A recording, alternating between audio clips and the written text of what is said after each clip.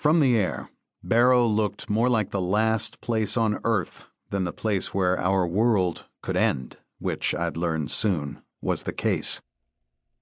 The big Globemaster transport made a wide turn over the frigid ocean and angled back toward the airport's lone runway, its 4 mighty engines spewing air. The roar was tremendous. We were at the top of North America.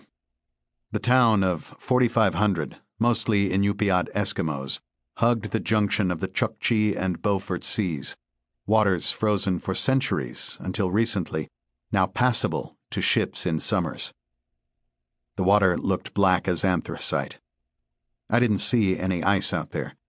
The big stuff, the pack, I knew, would come farther north. Alaska is so big that if you superimposed it over the continental United States, one end would cover North Carolina and the other would touch California. We'd roared over the Brooks Range, the peaks seeming to reach up and try to knock the plane from the sky. Dull sheep stared back from snowy crests.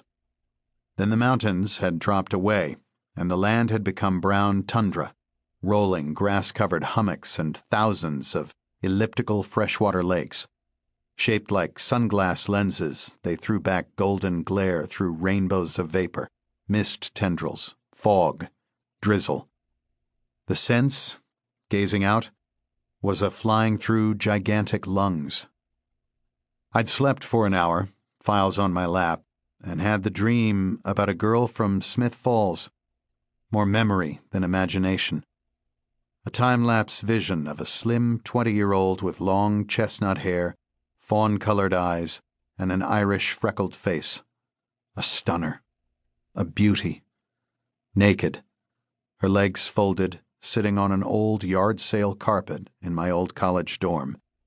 A beam of morning sun slanting in to highlight the curve of hip, smooth inner thigh, triangular 3-freckle pattern on a small foot above clenched toes. A girl doing something mundane, speaking to her mother on a telephone on the first night we'd slept together. "Yes, Mom, I'm fine." "No, Mom, we didn't drink wine." A girl who, at that moment, had seemed the most breathtakingly beautiful image I'd ever seen. I'd married that girl, but the early vision we'd shared of each other had not lasted. Still, it had not occurred to me then that years later, after many stunning views, elephants grazing at dusk in Angola, glaciers 200 feet high calving in Antarctica, the moon on jungle canopy in Nicaragua, the simple image of a girl in a dorm room would stand out. Some people think nightmares are the worst dreams from which to awaken, but it's beauty that gets you. Not ugliness.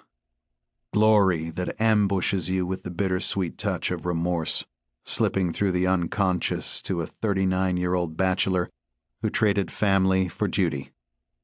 The barest whiff of regret that comes when you open your eyes in the morning, before the tasks of daily living wipe it away, that glimpse of solitude that I'd realized in rare moments comes with membership in the unit.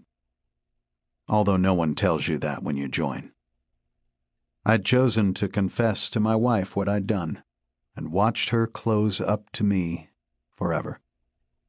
The last image, before I shot awake, was a coiled, black, old-fashioned rubber telephone cord pressed against a white breast, leaving a pink mark. Can you beat it? Just a plain phone line. And I'd woken with a hole in my gut, the co-pilot's hand on my shoulder, and with the sour knowledge that the man who shared Nina's bed now was behind me in the plane.